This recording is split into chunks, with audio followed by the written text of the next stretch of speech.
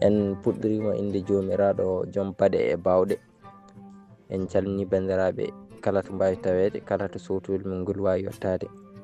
En calmini fulɓe walla nanoɓe fulfulde kala to mbawi tawede. Eyyi ɗum noon mata sowtol min ngol ne ɗoforo ɗo e Fouta Toro lisdi meɗen Mauritanie.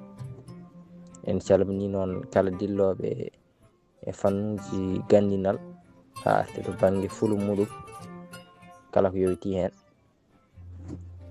Eyyi ɗum noon ñanden en gaddin ɗo hennam windande fatinde ko wiyete biochimie nutritionnel woni maho yergu ñami toon.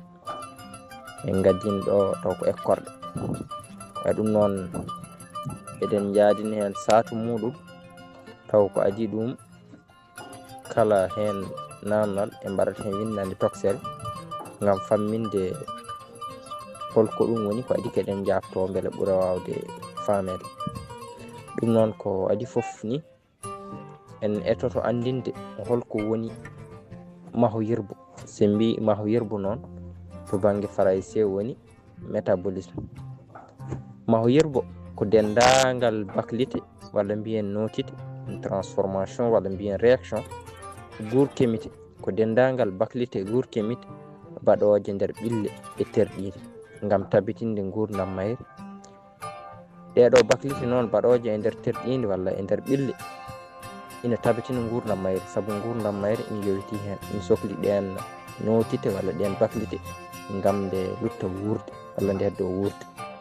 Ƴeewa ha joni ɗeɗo baklite ina mbawnade ƴaftade woni mawnude, ina mbawnade kadi yañde.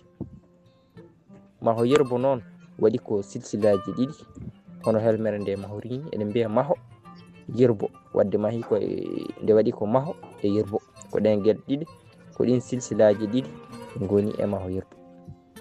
Joni noon so mbi maho e Français woni catabolisme, anabolisme jafɗon, yerbo woni catabolisme. Maho yerbo ñami toon. Joni garen e maho yerbo ñami toon. Se mbi maho yerbo e ñami toon ko dendagal baylite keftotoɗe ñami toon gila ñamde ha dolgo ha yettanoma kutorgol mum nder ɓille. Firti ko dendagal ɗeɗo gueɗe walla ko janggata ɗeɗo gueɗe walla baylite toƴƴite ñamde toon gila tan ganduɗa hoorema to woni e ñamde ha to nanete yuɓɓo dolgo ha doole ha yetto tiki tiki ha tiki tiki ciiɓo ɗum ha to natoyte ƴiƴam ha to ɓille kutorto ɗum gam fewnude hen gueɗe goɗɗe. Ɗum foof wadde ko ɗum ɗo woni maho yerbo ñami toon. Eyyi ko wadde toɗɗi ko ɗeɗo gueɗe foof ko dendagal ɗeɗo baylite goni maho yerbo ñami toon. Joni noon hono mbiɗen nane ni maho yerbo ñami toon rendini ko dolgo ñamde en kaali ɗum nane, ciiɓagol ñami toon to teki teki, eggingol ñami toon nder ɓandu, kutorgol ñami toon to banggue yakawere, sappitu e gollino. Eyyi woni kutorgol mum to banggue yakawere gam lukkude yakawere, kono kadi gam kadi ha joni hutora ɗum gam sappitade ɓandu matade ɗum, e kono kadi ha joni gam gollino yuɓɓo ɓandu walla yuɓɓo terɗinde ɗum le systéme. Eyyi kono kadi moftugol ñami toon moftugol mum e stockage, moftugol ñami toon e beddagol goppe e beddagol goppe. Wadde ko ɗeɗo gueɗe walla ko ɗum ɗo woni maho yerbo ñami toon.